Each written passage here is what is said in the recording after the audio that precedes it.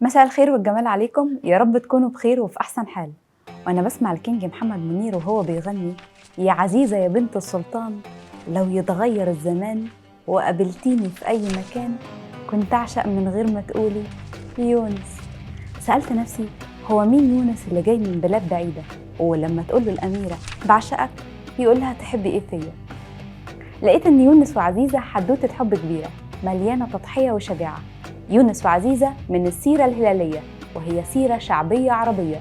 السيرة الهلالية ملحمة تاريخية مليانة بطولات، وقصة حب عزيزة ويونس هو الحب اللي اتولد وسط الحروب. يونس وعزيزة في حواديت الحب، أهلا بيكم.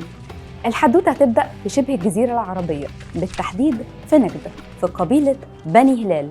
وكان سلطان عرب بدو بني هلال هو السلطان حسن بن سرحان. والسلطان عنده 3 أمراء: الأمير يحيى والأمير مرعي والأمير يونس، وخالهم هو البطل أبو زيد الهلالي. والأمير يونس كان مشهور بوسامته وطلته اللي تاخد القلب، وفروسيته وشجاعته اللي تأسر العقل. وكان زمان في شعراء رحالة بيسافروا من مكان لمكان يقولوا الشعر وياخدوا هدايا بالمقابل لو عجب الشعر القبائل. عدوا الشعراء دول على بني هلال ومدحوا في يونس وشجاعته، فاداهم يونس جارية هدية. أخدوا الشعراء الجارية وكملوا سفرهم لغاية ما وصلوا اسكندرية، وقرروا هناك يبيعوا الجارية. وكان ساعتها رجالة السلطان معبد سلطان تونس موجودين بيدوروا على جارية مسلية، جارية تكون حافظة شعر وبتعرف تغني، عشان ياخدوها لبنت السلطان.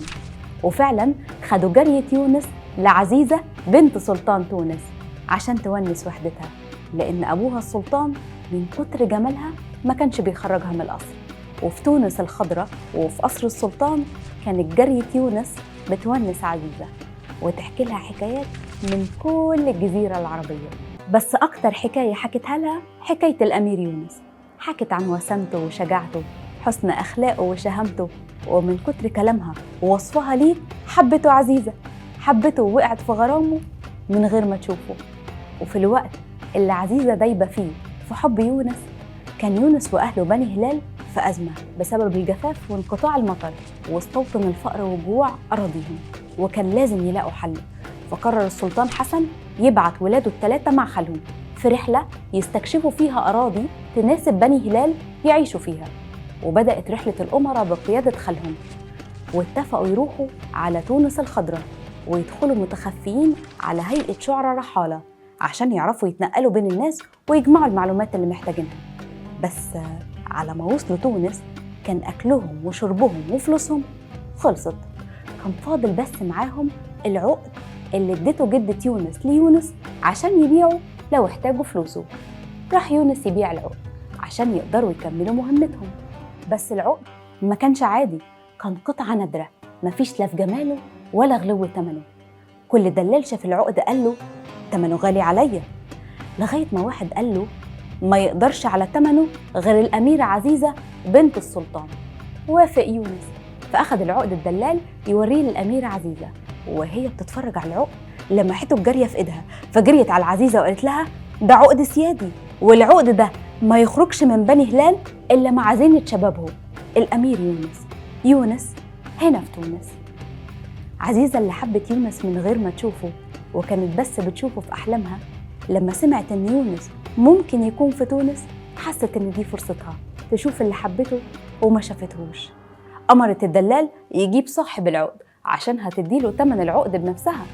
راح الدلال جاب يونس واخواته ومعاهم خالهم، ولما دخل يونس القصر وجت عينه في عينين عزيزة سهم الحب صابه هو كمان.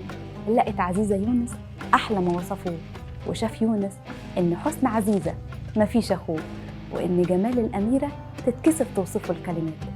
رحبت الأميرة بالأمير وتمنت الزمن يقف في لحظة وجوده جنبها. بس يا فرحة ما تمت، وصل خبر وجود جواسيس العرب في قصر عزيزة للعلام ابن أخو السلطان معبد، فأخذ جنوده وراح على قصر بنت عمه وقبض عليهم وكان عاوز يقتلهم.